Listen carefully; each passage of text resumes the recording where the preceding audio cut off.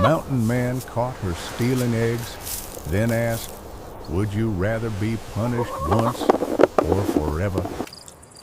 The chicken coop sat at the edge of Jedediah Stone's property, barely visible through the morning mist that clung to the Montana mountain valley.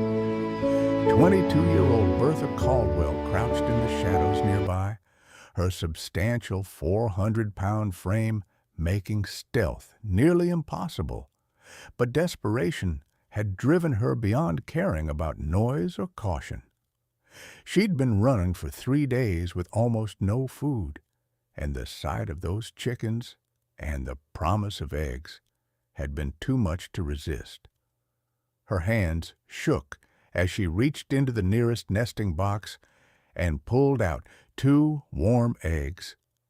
She just tucked them into the pockets of her torn dress when a voice spoke directly behind her, so close she could feel the speaker's breath on her neck. "Those are my eggs you're stealing." Bertha spun around with a gasp of terror and found herself face to chest with the most intimidating man she'd ever seen. Jedediah Stone stood 6'7", with the kind of powerfully muscular build that came from years of hard mountain labor. His shoulders were massive, his arms corded with strength, and even through his simple work shirt, she could see the defined musculature of his chest and the distinctive six-pack of abdominal muscles. He had dark hair pulled back in a leather tie, a weathered face with a strong jaw covered in several days' worth of beard, and eyes so intensely blue they seemed to see straight through to her soul. He also held a rifle, pointed casually but unmistakably at her midsection. "I'm sorry," Bertha gasped, her voice shaking. "I'm so sorry. I'm hungry. I haven't eaten in 3 days. Please don't shoot me. I'll put them back." "Too late for that," Jedediah interrupted, his voice a deep rumble. "You already took them, already stole from me. So now we have a problem that needs solving." Bertha's mind raced with panic. She knew what happened to thieves on the frontier. Sometimes they were hanged, sometimes whipped, sometimes just shot on sight. She'd survived 3 days running from Silas Vane, the brutal saloon owner who'd bought her from her desperate family and tried to force her into working in his brothel. She'd escaped his clutches and fled into the mountains, and now she was going to die because she'd stolen 2 eggs. "Please," she whispered, tears streaming down her round face. "Please, I'll do anything. I'll work to pay you back. Come with me," Jedediah said, lowering the rifle. "Slowly. Don't try to run. You won't get far, and it'll just make things worse." He walked her to his cabin, a substantial log structure that spoke of years of skilled labor, and gestured for her to sit on the porch steps. Then he went inside and returned with a plate containing bread, cheese, and the 2 eggs she'd stolen, now cooked. "Eat," he commanded. Bertha stared at the food, then at him, completely confused. "I don't understand. I thought you were going to punish me." "I am," Jedediah said, sitting on the porch rail where he could watch her. "But you need food first. You're half-starved and exhausted. Can't have a reasonable conversation about punishment with someone who's dying. So eat, and then we'll talk about what happens next." Bertha ate, trying to maintain some dignity despite her desperate hunger. Jedediah watched her in silence, his expression unreadable. When she'd finished, he refilled her cup with water from a barrel and waited until she'd drunk her fill. "Now," he said, "tell me your story. How does a woman end up stealing eggs from a stranger's chicken coop in the middle of the Montana wilderness?" Something about his tone, not unkind, just matter of fact, made Bertha decide to tell the truth. She explained about her family selling her to Silas Vane to settle gambling debts, about Vane's plans to force her into prostitution, about her desperate escape 3 nights ago when Vane had been too drunk to stop her. She'd been running ever since, with no destination in mind except away, no food except what she could find, and no hope except that maybe she could get far enough that Vane would give up looking for her.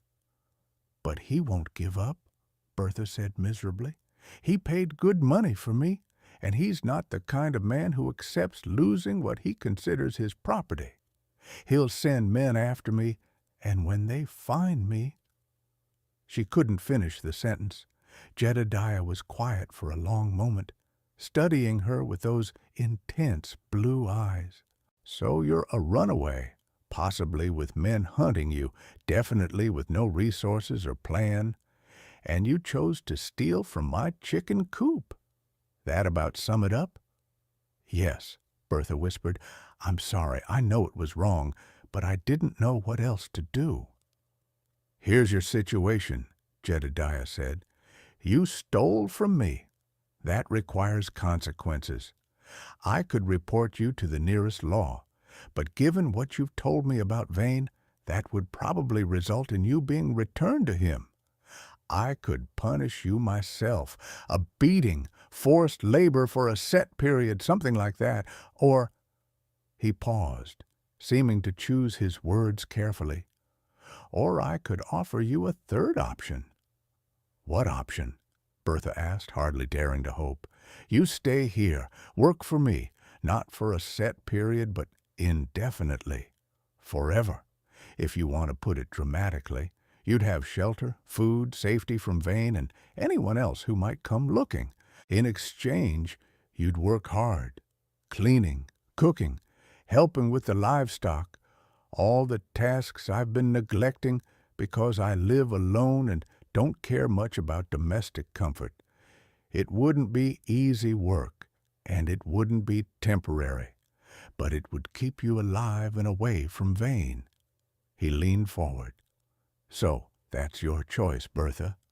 Would you rather be punished once, which likely means being returned to the situation you ran from, or accept this permanent arrangement and work for me forever? Which do you prefer?" Bertha stared at him, trying to understand what he was really offering. "You're saying I could stay here with you as your servant?" "Employee," Jedediah corrected. "Not servant, not slave. Employee. You'd work hard, but you'd be treated fairly. You'd have your own space, your own privacy. I'm not looking for anything else, just someone to help manage this place and who needs a safe place to be. What do you say?" What choice did she really have? Go back to town and likely be caught by Vane's men? Keep running until she starved or froze, or take a chance on this intimidating stranger who so far had fed her rather than hurt her? "Forever," Bertha said. "I choose forever." Jedediah nodded as if he'd expected that answer. "Then let's establish the rules. You'll have the spare room in the cabin. It's small but private, with a lock on your side of the door. You'll work during daylight hours, but your evenings are your own. I don't tolerate laziness, but I also don't tolerate cruelty. You work hard, I treat you fairly. Clear?" "Clear," Bertha said. Over the following weeks, Bertha discovered that Jedediah Stone was a man of his word in every way. He set her to work managing the household, cooking, cleaning, tending the garden, caring for the chickens. And the work was indeed hard. But he also provided everything he'd promised: decent food, safe shelter, and most surprisingly, genuine respect. He never commented on her size, never made her feel ashamed or inadequate, never touched her inappropriately. He was a man of few words, speaking only when necessary, but he taught her what she needed to know with surprising patience: how to preserve meat for winter, how to churn butter, how to read weather signs, how to defend herself with the knife and rifle he insisted she learn to use. "If Vane's men come looking for you," Jedediah explained as he taught her to shoot, "I might not be here. You need to be able to protect yourself, so learn this and learn it well." "Why are you doing this?" Bertha asked one evening as they sat on the porch after dinner, a routine that had become comfortable over the past month. "Helping me, teaching me, protecting me. What do you get out of it?" Jedediah was quiet for so long she thought he wouldn't answer. Then, "My sister." Her name was Rebecca. "She was built like you. Heavy set, people called it. Our father was cruel about it, always mocking her, always telling her she was worthless. When she was 20, he forced her to marry a man twice her age who wanted an unpaid servant more than a wife. That man worked her to death within 3 years, beat her, starved her, treated her worse than an animal." His jaw clenched. "I was away working trap lines. Didn't know how bad it had gotten until I came back and found she'd died. I swore then that if I ever had the chance to help someone in a similar situation, I would. So when I found you stealing my eggs, desperate, terrified, running from a man who sees you as property, I saw Rebecca, and I couldn't let you face what she faced. That's what I get out of helping you, Bertha, a chance to honor my sister's memory by making sure another woman doesn't suffer the way she did." Bertha felt tears streaming down her face. "I'm sorry about Rebecca, and thank you. Thank you for seeing me as worth saving." "You are worth saving," Jedediah said simply. As the months passed, something shifted between them. The employer-employee relationship evolved into friendship, and then gradually into something deeper. Bertha found herself drawn to Jedediah's quiet strength, his unexpected gentleness, his absolute reliability. Jedediah found himself increasingly aware of Bertha's presence, her laughter when something amused her, her fierce determination to master new skills, her kindness toward the animals, her intelligence when they discussed books from his small library. 6 months after Bertha's arrival, Jedediah spoke to her with obvious hesitation. "Bertha, I need to tell you something. When I offered you that forever arrangement, I meant it as employment. Just employment. But somewhere along the way, my feelings changed. I've fallen in love with you, not because you're convenient or because you work hard, though you do, but because of who you are, your strength, your courage, your capacity to still have kindness after everything you've been through. I love you, and I'm hoping you might feel the same." "I do," Bertha said, her voice shaking with emotion. "I've been falling in love with you for months. I just didn't think someone like you could love someone like me." "Someone like me?" Jedediah asked, pulling her close. "You mean someone scarred and rough and better with animals than people? Someone who lives in isolation because he doesn't fit in civilized society?" "Bertha, we're both people the world tried to throw away. The difference is we found each other, and I think we're better together than we ever were apart." Their kiss was tentative at first, then passionate, and that night they became lovers as well as partners. For Bertha, it was the first time anyone had touched her with tenderness rather than cruelty. For Jedediah, it was the first time since Rebecca's death that he'd allowed himself to feel hope for the future. Their happiness was interrupted when news reached them through a passing trader. Silas Vane had posted a substantial bounty for Bertha's return, $500 for anyone who could bring her back alive. He'd also been spreading word that Jedediah had stolen his property, and that any man who helped retrieve her would be handsomely rewarded. "He's not going to stop," Bertha said, fear evident in her voice.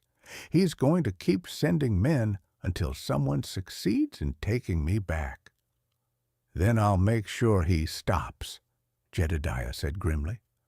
Before Bertha could ask what he meant, Jedediah was saddling his horse and loading weapons. "I'm going into town, going to have a conversation with Vane. Make it very clear that you're under my protection and that any attempts to take you will be met with lethal force." "That's suicide," Bertha protested. "Vane has a dozen men working for him. You'll be killed." "Maybe," Jedediah said, "but I'm not going to spend the rest of our lives looking over our shoulders, waiting for someone to show up and take you away. Better to settle this now, one way or another." He kissed her fiercely. "If I don't come back, the cabin and land are yours. Papers are in the lockbox under the floorboards. Take care of yourself, Bertha. You're stronger than you know." Jedediah rode into town 3 days later and went directly to Vane's saloon. What happened next became legend in the territory. Jedediah walked in calmly, disarmed 3 of Vane's guards with brutal efficiency, and confronted the saloon owner directly. "Bertha Caldwell is no longer your concern," Jedediah said, his voice carrying clearly through the suddenly silent room. "She's my wife now, living on my property, under my protection. You had no legal right to buy her in the first place. Her family had no authority to sell a grown woman, so your claim on her is void. Withdraw your bounty, stop sending men to look for her, and we'll have no further problems." Vane laughed, though his eyes showed fear. "And if I don't? You think you can threaten me in my own place?" "I'm not threatening," Jedediah said. "I'm explaining reality. Bertha stays with me. Anyone who tries to take her will die. That includes you, Vane. Personally, I'll come back here and kill you myself. Slowly. Do we understand each other?" To emphasize his point, Jedediah proceeded to systematically destroy Vane's saloon, overturning tables, smashing bottles, and starting a fire in the back room that the patrons had to scramble to extinguish. By the time he left, Vane's carefully cultivated image of power and control had been shattered in front of dozens of witnesses. "The bounty is withdrawn," Vane called out as Jedediah mounted his horse. Just keep her. I don't want any more trouble." But Vane was a vengeful man, and his pride wouldn't let the matter rest. 2 months later, 4 bounty hunters arrived at Jedediah's cabin, claiming they'd heard about a wanted woman hiding there and were there to collect. They clearly didn't believe Jedediah's claim that Bertha was his wife, and they made the mistake of trying to take her by force. The fight was brief, but brutal. Jedediah killed 2 of the men outright and severely wounded a third. The 4th fled, leaving his companions behind. But Jedediah had been shot in the leg during the confrontation, and the wound was serious.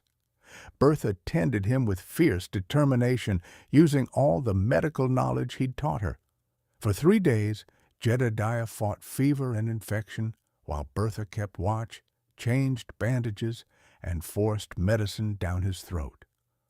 On the 4th day, the fever broke, and Jedediah woke to find Bertha asleep in a chair beside his bed, still clutching the rifle she'd kept ready in case more attackers came. "You saved my life," Jedediah said when she woke. "You saved mine first," Bertha replied. "We're even."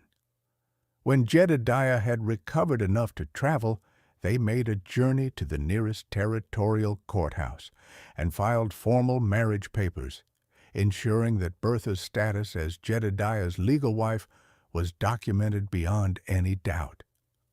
They also filed a formal complaint against Silas Vane for human trafficking and attempted kidnapping, bringing enough witnesses and evidence that Vane was eventually arrested and sent to territorial prison for 10 years.